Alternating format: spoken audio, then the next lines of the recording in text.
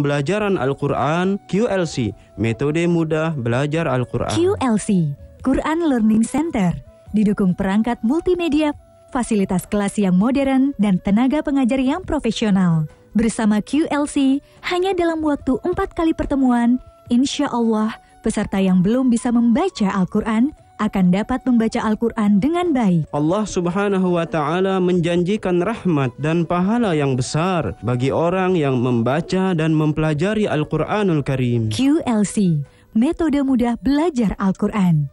Informasi lebih lanjut hubungi call center QLC. Ikuti azan maghrib yang disiarkan live dari JAK TV bersama Alif TV. Berbagi tajil bersama untuk berbuka. Ikuti kuis dan dapatkan hadiah menarik persembahan JAK TV dan Alif TV. Sambut cahaya Ramadan di JAK TV.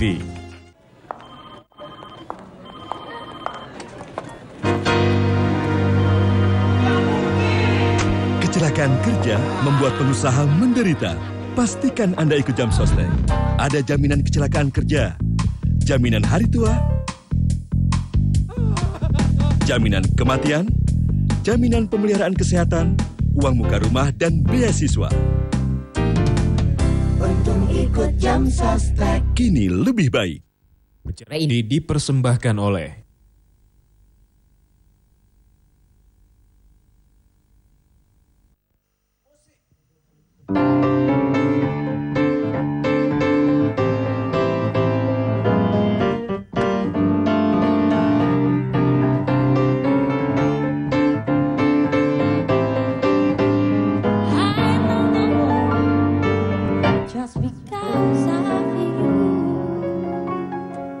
Iya, baik, luar biasa sekali.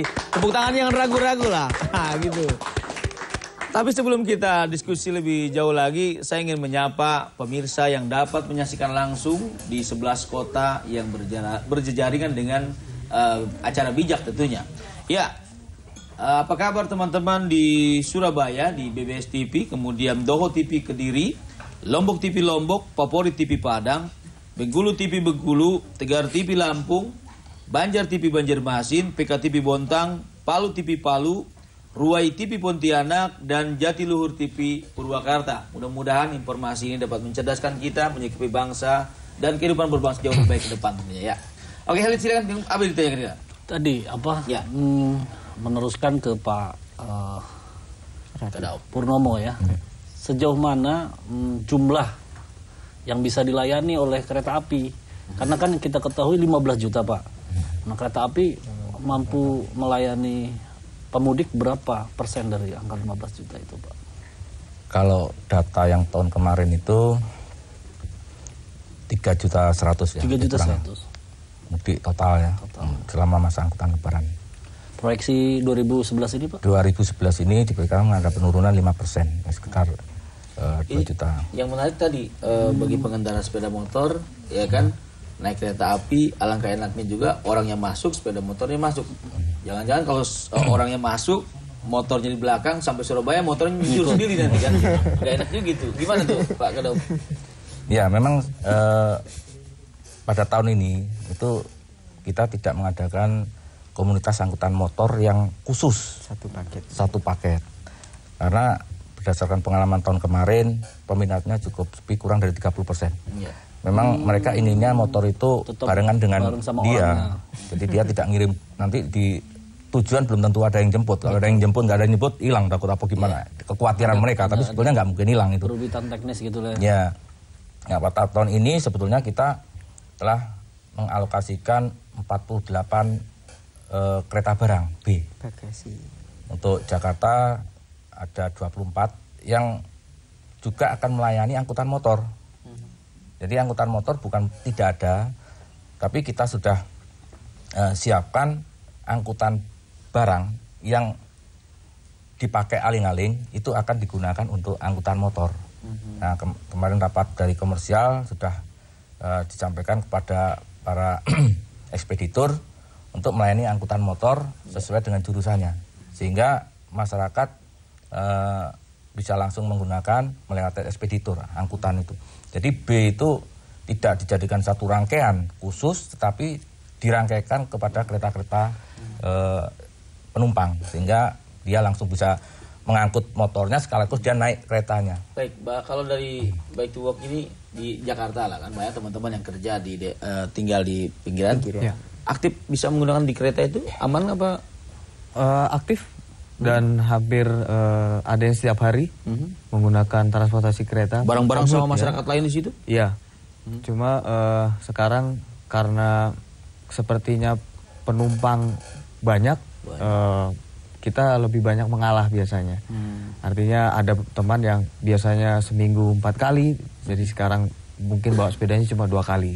2 kali. Dan itu pun mereka terbatas ke bentuk sepedanya sepeda lipat ya Pak. Pak Aditya, tadi kan ada angka 3.100.000 kemudian turun ke 2,2 ya. 2,9 ya. Artinya sebetulnya angka ideal yang bisa dilayani oleh kereta api itu berapa? Satu ya pertama. Yang kedua sehingga dia bisa mengurangi tingkat kecelakaan, tingkat kemacetan. Harusnya kereta api bisa melayani berapa persen dari jumlah pemudik? Kalau kita lihat dari statistik tahun yang lalu kan sekitar total pemudik itu 15 juta. Dan memang sebagian besar ada di Pulau Jawa. Kita tahu juga Pulau Jawa terlayani oleh kereta api. Nah, jadi di sini kalau kita lihat, kita juga harus melihat dari sisi ada suatu keterbatasan sarana yang dimiliki oleh PT Kereta Api. Jadi kalau kita bicara dari masyarakat ya inginnya seimbang antara demand dengan supply kan. Kita pasti inginnya kebutuhan pengguna jasa semuanya bisa terpenuhi. Andai kata dengan jumlah sarana yang seperti sekarang ini, boleh dibilang misalkan tadi disebutkan Pak Radik angkanya sampai dengan 3 juta, ya oke lah. Tapi sebetulnya buat masyarakat itu kalaupun misalkan bisa ditingkatkan menjadi sampai dengan sekitar 5 juta, itu saya rasa itu juga akan lebih bisa melayani. Nah, cuman di sini kita juga sekali lagi melihat kepada faktor ketersediaan sarana yang ada, karena kalau tidak sarananya pun misalkan dalam kondisi yang tidak layak atau jumlahnya tidak memenuhi, masyarakat pun juga tidak akan nyaman. Anda melihat dukungan pemerintah dalam hal ini untuk kereta api gimana? Begini, Mas Julil, kalau kita bicara dukungan pemerintah, karena PT Kereta Api itu statusnya adalah persero. Kalau persero seharusnya tujuannya adalah murni untuk bisnis dan komersial. Tapi kan juga dibebani oleh misi pelayanan publik.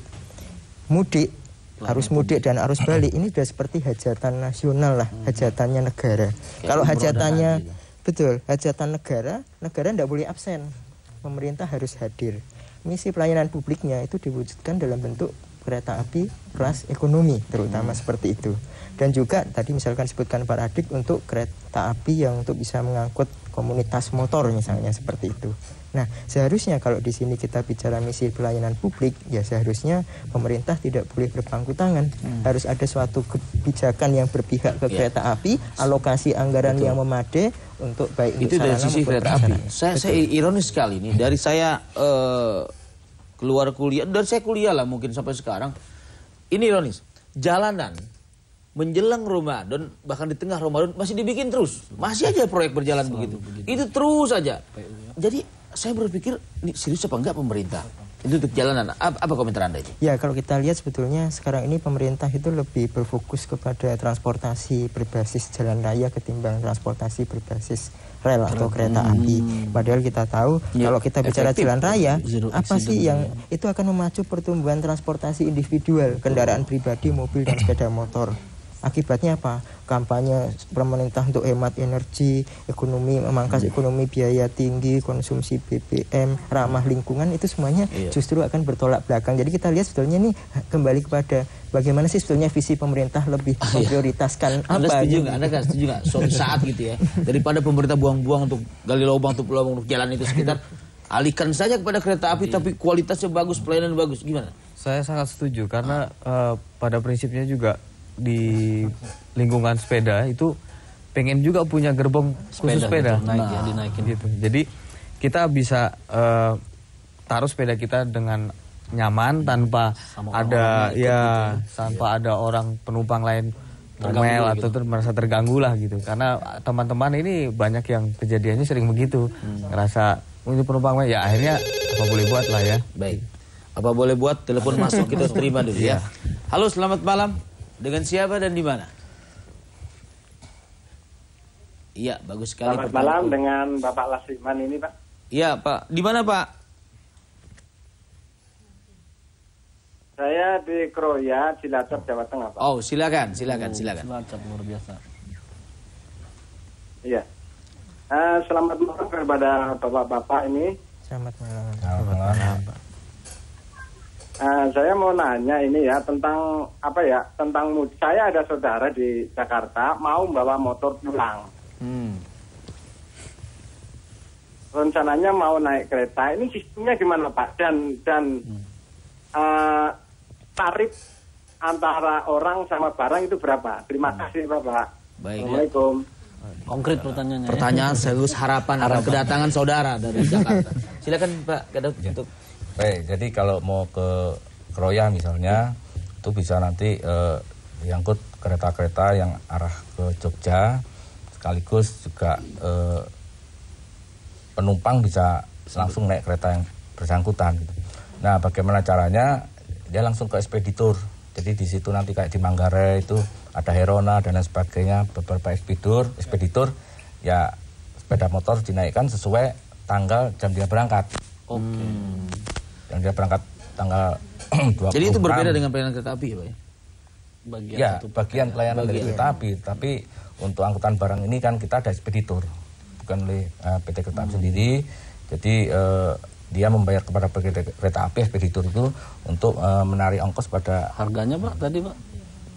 Ya, harganya bervariasi. Ya, nggak pasti. Ya, ini kan apakah nggak melihat peluang dari kereta api bahwa orang, barang jadi satu, atau memang tidak ada biaya untuk membuat kereta baru atau mendatangkan kereta baru? Gimana? Kalau khusus kereta barang, kalau memang akan diadakan, itu memang harus direncanakan. Karena kereta barang yang kita pakai ini adalah kereta barang yang sehari-hari digunakan untuk memang khusus angkutan barang. Nah, pada hari Lebaran ini angkutan barang kan diberhentikan, sehingga gerbongnya bisa kita gunakan untuk mengangkut motor, dipasang, digandengkan dengan kereta-kereta penumpang yang ada. Ini sedikit membantu ya, betul, untuk jelang orang yang mudik dengan pakai kendaraan bermotor. Tapi kita break dulu Pak ya, nanti kita akan lanjutkan lagi. Pemirsa tetap di Bijak Bicara Tanpa Jarak, ya kan? Iya.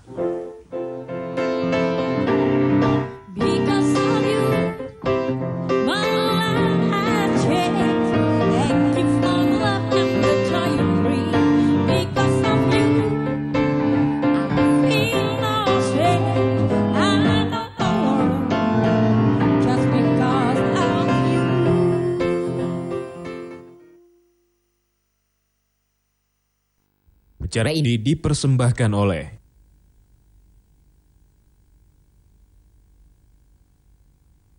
The Royal Spring Hill Residences, the first green apartment in Indonesia. Live the good life, live the dream at the Royal Spring Hill Residences.